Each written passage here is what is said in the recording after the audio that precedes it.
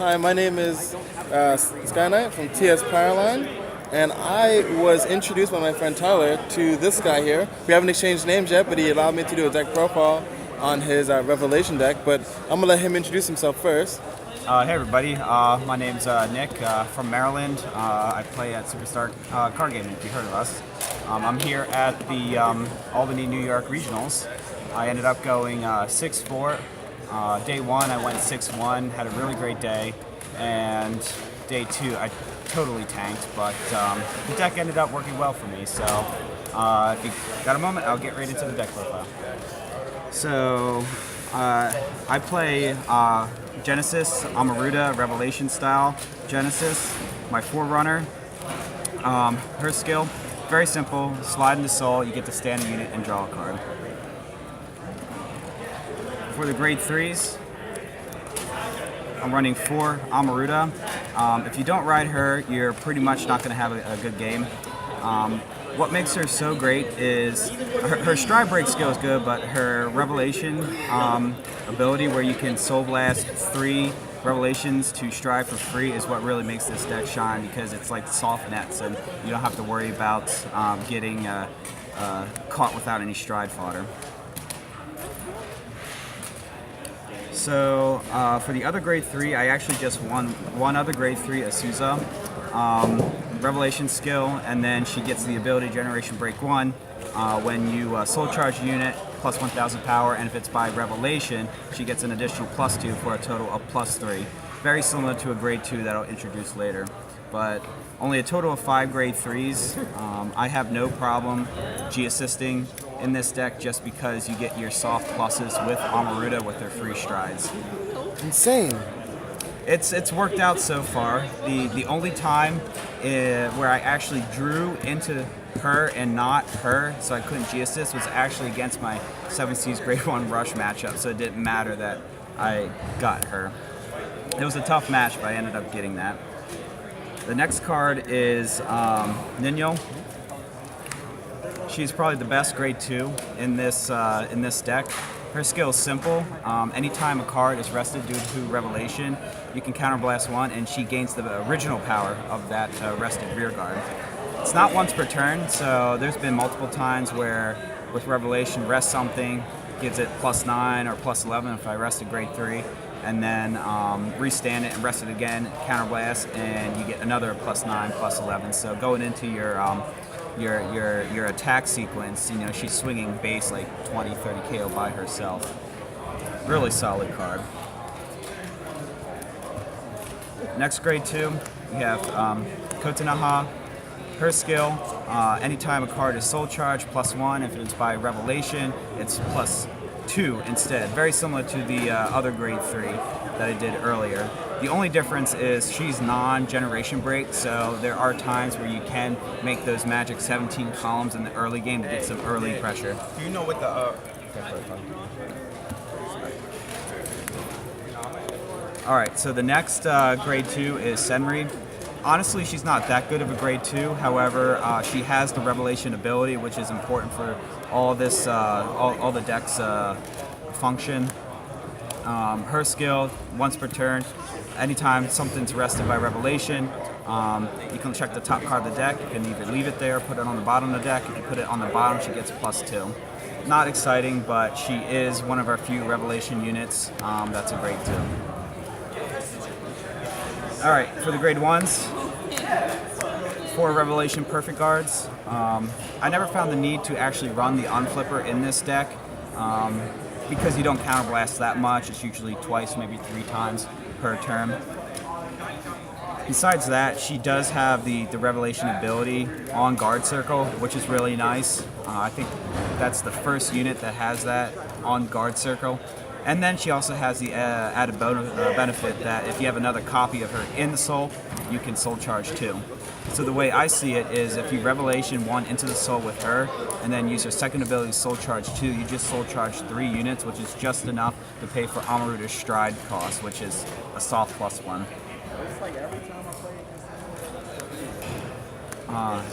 Next I play Shackles.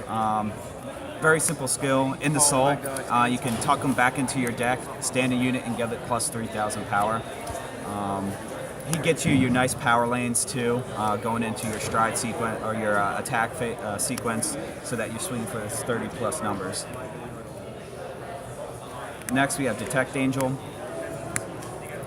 Also, simple skill. Once per turn, when a unit is rested due to a card effect, you can get plus 4,000 power. Unfortunately, it's only once per turn, but I can see how that would be busted if it's not once per turn, because you're resting like 2 or 3 times in a turn with your card abilities. It's good for what it is until there's better grade ones that come out. Next is Awanami. For those of you who play Witches, it's very similar to Grapes in that when she's in the Soul and Soul Blasted, you get to Soul Charge 1, and if the unit on your Vanguard has Revelation, you get to Soul Charge another one. So it's essentially Soul Blast 1, Soul Charge 2. I love getting her first turn as a first turn ride, just so that it makes it a lot more easier to pay for Amaruda stride costs and still use the Soul Blast abilities for your strides. So that was a total of 16 grade 1s. A little high for most decks, but that's the counteract for my low grade 3s. Next we have the triggers, 4 heals, T-Break Angel. Someone tried to question why I didn't run the new foil one from the latest Fighters collection. Honestly, this She's deck... prettier? Yeah, exactly. She's prettier, and the other one I didn't really need the Soul Charge ability for it, so... We have priorities. That is true. Don't force me to play something I don't want to play. Yeah. Next we have Kakura Hime for the crit, and then Auxizia, so a total of 8 crits. No reason to run the Fenrir crit because I don't even run the Fenrir stride, so I prefer to have the 5k so that I can drop an 11k and then a 5k for a 16k lane. And it looks better. Oh yeah, looks a whole lot better. So that's why we play the game. For Kakura Hime, she's the one that you pop into Soul and give a unit plus 3,000 power. I find myself more often than not preemptively calling her to the field and then calling another unit with Revelation and resting her as the cost for Soul Charging with Revelation and then just tucking her into the Soul. Because after that first turn when you lose your starter, it's a little bit more difficult to restand your units after you use Revelation. She's useful for that. And then the last trigger is Taro.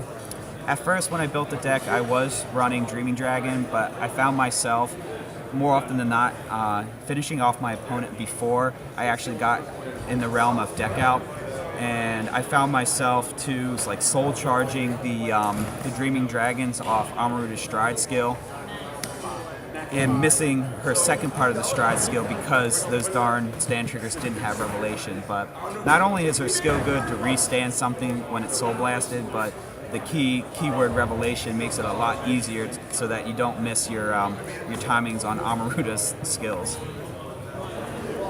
I'm still messing around with the trigger lineup. I'm thinking about throwing some draw triggers in there because there was a couple canes where I was lacking units and I couldn't put a lot of pressure on my opponent, so they just finished me off next turn. So I need to mess around with the triggers a little bit, but I am considering draw triggers.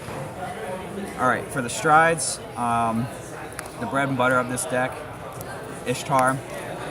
Probably one of the most powerful first strides and even second or third strides, I think, in the game. She does have the Revelation ability, which is nice, but her skill, anytime you drive check a normal unit that's grade 1 or higher, you pay her cost of Soul Blasting 3 and flipping over any unit. You then choose one of your units, give it plus 3,000 power, and if the unit that was flipped on the drive has Revelation, you stand those units. So she's good because it's not once per turn, and if you reveal, say, one grade 3 activator skill, flip up a copy of herself for cost, stand something, and then flip, and then get another unit, grade 3, grade 2, whatever, pay her cost again, you now have 2 units, and then you can stand a lane, give that plus 3,000 power.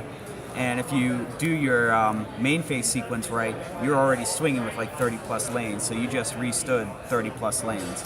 And the ideal play is going into her first stride to get my opponent at 3 damage, so that they can eat 2 of those larges, and then they have to essentially guard 3 large hits. And You know, if they survive, they survive, but then for the rest of the game, they're struggling with units because they just wasted all of them guarding.